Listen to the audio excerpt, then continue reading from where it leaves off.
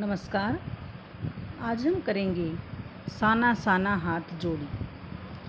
मधु कांकरिया द्वारा रचित यह यात्रा वृतांत। इसमें लेखिका ने मधु कांकरिया ने अपनी सिक्किम यात्रा का बड़ा ही रोचक ढंग से वर्णन किया है। साना साना हाथ जोड़ी मधुर कांकरिया द्वारा रचित यात्रा वृतांत है। इस पाठ में लेखिका ने सिक्किम राज्य की राजधानी गैंगटोक से हिमालय तक की यात्रा का सजीव एवं भावपूर्ण वर्णन किया है। लेखिका का मत है कि यात्राओं से मनोरंजन, ज्ञानवर्धन एवं अज्ञात स्थलों की जानकारी के साथ साथ भाषा और संस्कृति का आदान प्रदान होता है। प्रस्तुत पाठ में लेखिका ने हिमालय के अनंत सौंदर्य का अत्यंत अद्भुत एवं काव्यात्मक वर्णन किया है। मानो हिमालय का पल पल बदलता सौंदर्य हम अपनी आँखों से देख रहे हों।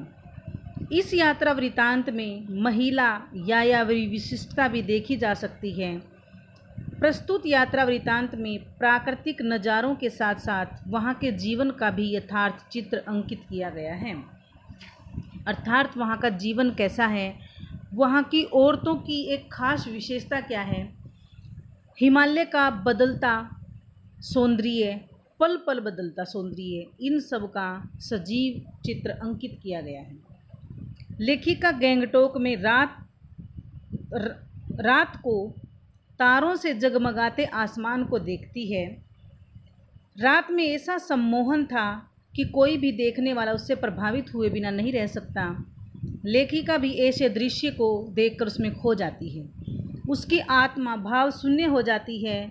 वह प्रातः उठकर नेपाली भाषा में प्रातःकालीन की जाने वाली प्रार्थना करती हैं। उसी सुबह उन्हें युमथांग जाना था। स्थान का नाम है युमथांग। यदि मौसम साफ हो तो वहाँ से हिमालय की सबसे ऊंची चोटी दिखाई देती है, कंचनजंगा। मौसम साफ था किंतु आकाश में हल्के हल्के बादल थे, इसलिए हिमालय की ऊंची चोटी कंचनजंगा दिखाई न दी। युमथांग गैंगटोक से लगभग 149 किलोमीटर दूर था। उनके ड्राइवर कम गाइड का नाम जितेन नार्गे था। युमथांग का मार्ग फूलों भरी घाटियों वाला था। मार्ग में उन्हें एक स्थान पर सफ़ेद रंग की बौद्ध पताकाएं दिखाई दी। ये पताकाएं अहिंसा और शांति की प्रतीक थी। नार्गे ने बताया कि जब कोई बुद्धिस्ट मर जाता है, अर्थात बौद्ध धर्म का अनुयायी, तो 108 श्वेत पताकाएं फहराई जाती हैं जिन्हें उतारा नहीं जाता। किसी नए कार्य के आरंभ के समय रंगीन पताकाएं फहराई जाती हैं। जितेन नार्गे ने बताया कि कवि लोंगस्टोक नामक स्थान पर गाइड फिल्म की शूटिंग हुई थी। उन लोगों ने मार्ग में घूमता हुआ चक्र भी देखा जिसे धर्म चक्र कहते हैं। अर्थात ये यहाँ से प्रश्न बनता है कि श्वेत पताकाएं और रंग बिरंगी पताकाएं कब फहराई जाती हैं। तो जब किसी बुद्धिस्ट की मृत्यु हो जाती है तो 108 श्वेत पताकाएं फहराई जाती हैं और किसी कार्य की शुरुआत पर रंगीन पताकाएं फहराई जाती हैं। पताकाएं मतलब छोटी छोटी झंडियाँ जिन्हें उतारा नहीं जाता, वो अपने आप से नष्ट हो जाती हैं। वहाँ पर एक स्थान है कवि लोंगस्टोक, जहाँ पर गाइड फिल्म की शूटिंग हुई थी और वहाँ पर एक चक्र है घूमता हुआ, वह चक्र घूमता रहता है। तो जितेन नार्गे ने बताया, जितेन नार्गे उनका ड्राइवर भी था और गाइड मतलब पथ प्रदर्शक करने वाला, वहाँ की जानकारी देने वाला। उसने बताया, वह हर स्थान की जानकारी उनको देता चल रहा था। उसने बताया कि इस चक्कर को घुमाने से सारे पाप धुल जाते हैं। लेखिका को लगा सब स्थानों के लोगों की आस्थाएं, विश्वास, अंधविश्वास और पाप पुण्य संबंधी धारणाएं लगभग एक समान हैं। ज्यों ज्यों उनकी जीप सब स्थानों के लोगों की आस्थाएं, विश्वास, अंधविश्वास और पाप पुण्य सभी धारणा एक समान है। मतलब उसको लगा कि समतल मैदानों में ही नहीं, इतने ऊंचे स्थानों पर आकर भी लोगों की धारणाएं एक जैसी हैं।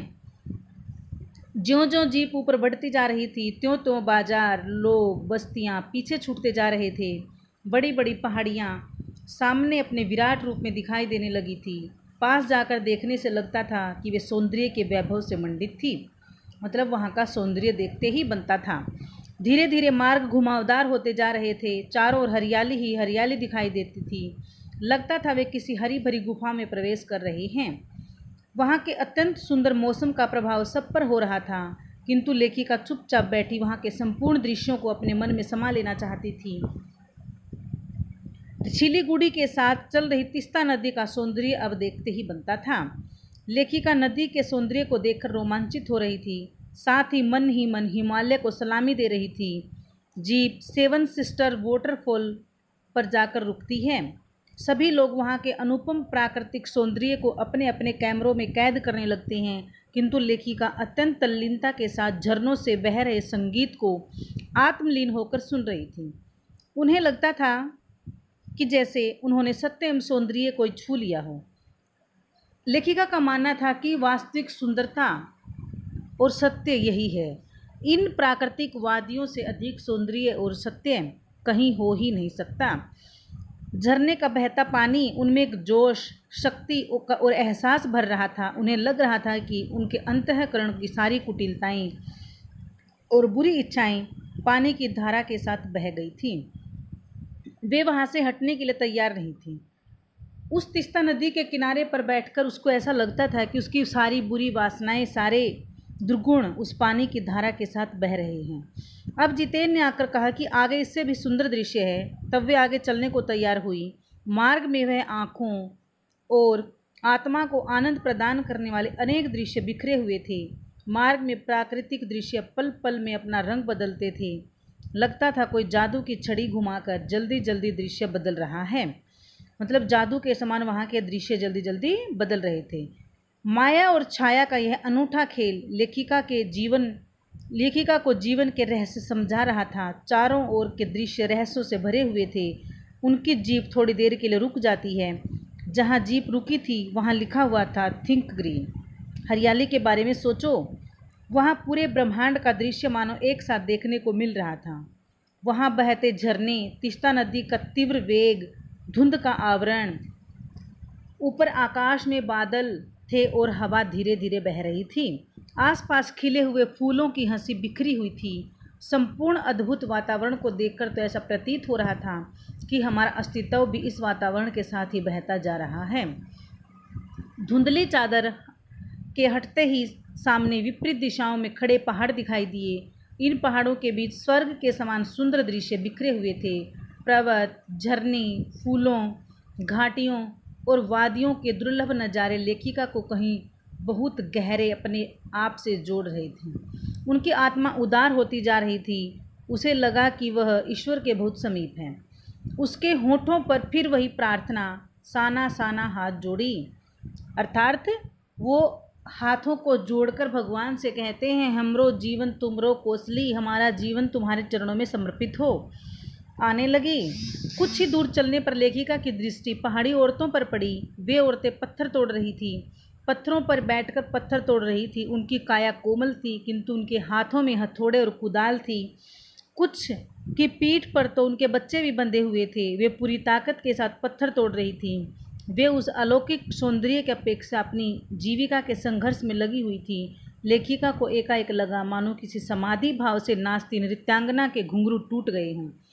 अर्थात लेखिका वहाँ पर सौंदर्य का अनुभव करने लगी थी, लेकिन जैसे ही उसने उन औरतों को देखा तो एकदम से चुप हो गई, रुक गई कि ये औरतें कितनी मेहनत करती है, यहाँ के सौंदर्य से अभिभूत न होकर कितनी शारीरिक परिश्रम करती हैं और अपने बच्चों को भी साथ में पाल रही हैं। अर्थात श्रम और मातृत्व दोनों कार्य वो साथ साथ कर रही थी। स्वर्गीय सौंदर्य के बीच मौत, भूख और जिंदा रहने की लड़ाई उनके सामने थी।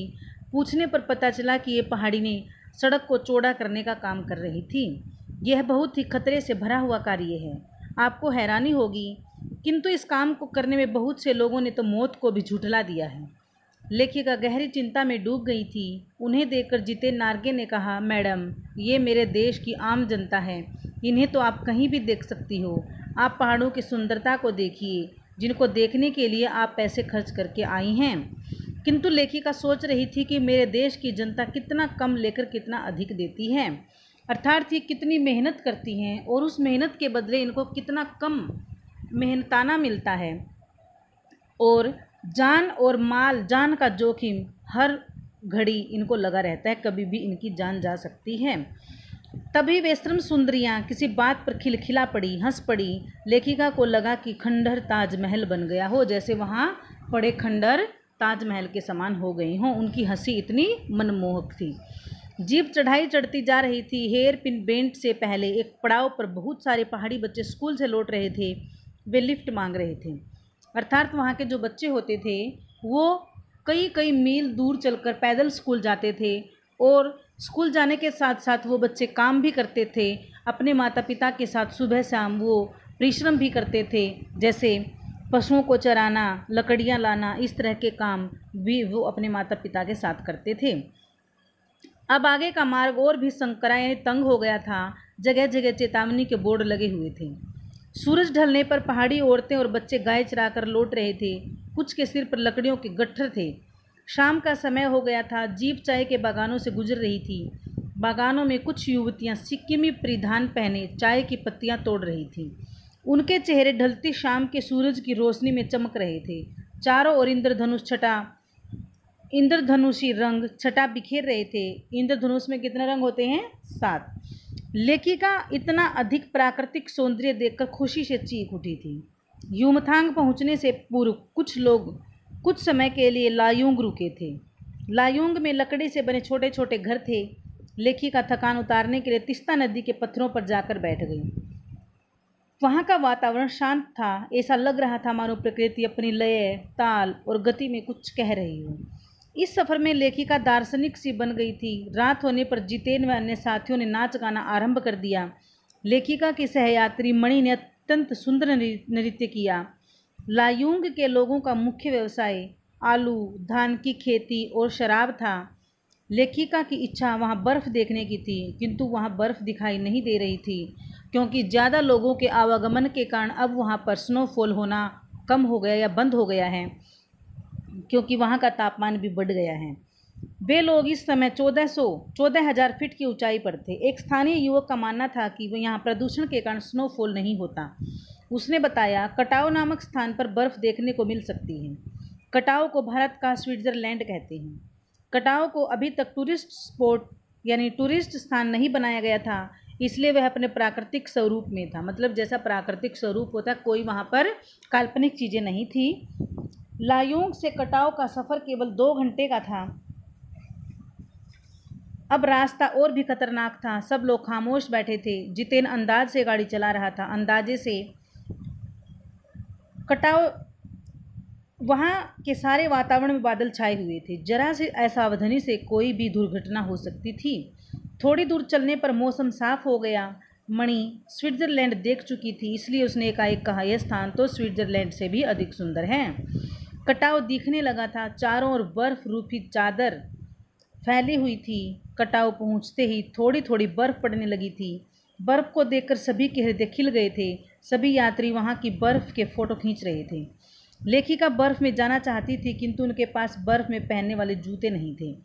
लेखिका फोटो खींचने की अपेक्षा वहां के वातावरण को अपनी सांसों में समा लेना चाहती थी। उन्हें लग रहा था कि यहाँ के वातावरण ने ही ऋषि मुनियों को वेदों की रचना के लिए प्रेरणा दी होगी। अर्थात उसको लगता था कितनी अधिक सुंदरता है यहाँ पर। ऐसे अनुपम सौंदर्य को यदि कोई अपराधी भी देख ले तो वह कुछ समय के लिए आध्यात्मिक हो जाएगा। उसके अंदर भी भगवान के प्रति आस्था जागृत हो जाएगी। मणि के मन में भी आध्यात्मिकता का भाव जागने लगा। लेखिका सोचती है कि ये हिम शिखर ही पूरे एशिया को पानी देते हैं।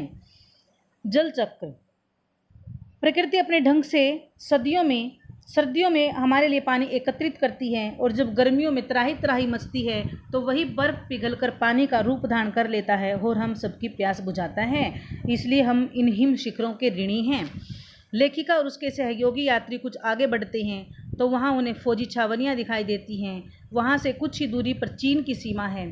फौजी जवान कड़कड़ाती ठंड में अपने आप को कष्ट देकर हमारी सुरक्षा करते हैं। लेखिका फौजियों को देखकर कुछ उदास हो जाती है कि जहाँ वैशाख के महीने में भी इतनी अधिक ठंड है, तो ये लोग पोष माघ की ठंड में किस तरह रहते होंगे। लेखिका को उनकी चिंता है और चिंता जताती है। वो वहाँ जाने का रास्ता भी मुसीबतों से भरा हुआ है। वास्तव में फौजी अपना सुख त्याग कर हमारे लिए शांतिपूर्वक कल का निर्माण करते हैं, अर्थात हमारे लिए कितना कुछ करते हैं। वे लोग वहाँ के प्राकृतिक दृश्यों को अपनी आत्मा में संजोकर लौट पड़े थे। युमथांग की संपूर्ण घाटी फूलों से भरी हुई थी। जितेन नार्गे ने बताया कि यहाँ के लोग बंदर का मांस भी खाते थे। बंदर का मांस खाने से कैंसर नहीं होता। उनकी बातों पर लेखिका के अतिरिक्त किसी को विश्वास नहीं हो रहा था, क्योंकि उसने पठारी इलाकों की भयानक गरीबी देखी थी। लोगों को सूअर का दूध पीते देखा था। यूमथांग पहुंचकर लोगों को सब कुछ फीका फीका लग रहा था, क्योंकि अब उन्होंने अधिक सुंदरता देख ली, तो नीचे उतरने पर उनको वो चीज़ें उससे कम सुंदर लग रही थी। वहाँ के लोग अपने आप को भारतीय कहलवाने में गर्व अनुभव करते थे। एक सिक्किमी युवती से जब उसने पूछा कि आप सिक्किमी हैं, तो उसने कहा नहीं, हम हिंदुस्तानी हैं, हम भारतीय हैं। अब वह भारत का ही एक हिस्सा है। ऐसा होने से वहाँ के लोग बहुत खुश हैं। मणि ने बताया कि पहाड़ी कुत्ते केवल चांदनी रात में ही भौंकते हैं। यह सुनकर लेखिका हैरान हुई। उसे लगा कि पहाड़ी कुत्तों पर भी ज्वार भाटे की तरह पूर्णिमा की चांदनी का प्रभाव पड़ता है। लौटते समय जितेन नार्गे ने और भी बहुत सी जानकारियां उन्हें दी थी। मार्ग में उन्हें एक ऐसा स्थान दिखाई दिया जहां पूरे 1 किलोमीटर के क्षेत्र में देवी देवताओं का निवास है। जो वहां गंदगी फैलाएगा वह मर जाएगा, ऐसा वहां पर लिखा हुआ है। ऐसा विश्वास किया जाता है। उसने यह भी बताया कि वे पहाड़ों पर गंदगी नहीं फैलाते। वे लोग गंगटोक का दूसरा नाम गंतोक का अर्थ है पहाड़। सिक्किम में अधिकतर क्षेत्रों को टूरिस्ट स्पॉट बनाने का श्रेय भारतीय आर्मी के कप्तान शेखर दत्ता को जाता है।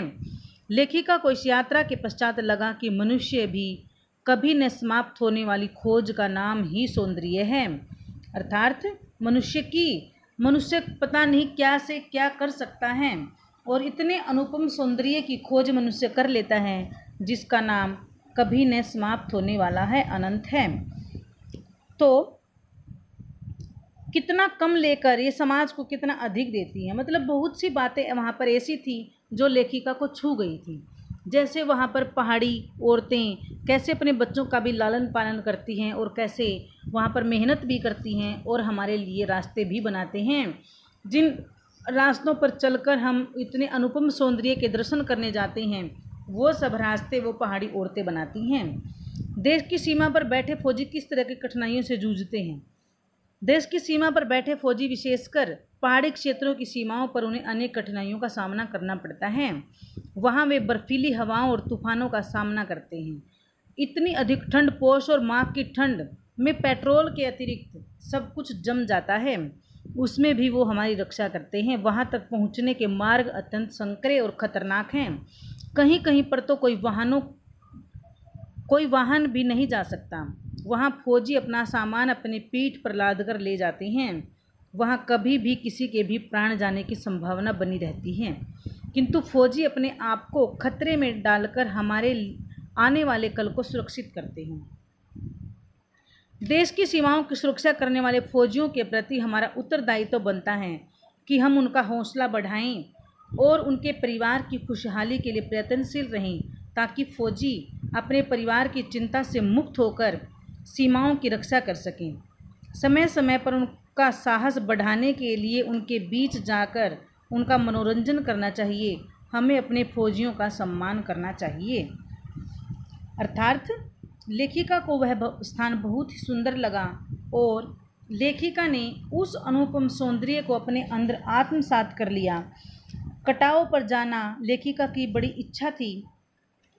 कटाव को भारत का स्विट्ज़रलैंड क्यों कहा जाता है? क्योंकि वहाँ पर सुंदरता अत्यधिक थी, जिसे देखकर लोग अपने आप को ईश्वर के निकट समझते थे, और उनका मानना था कि ऋषि मुनियों ने जितनी रचनाएं की हैं वो इन्हीं स्थानों पर की हैं।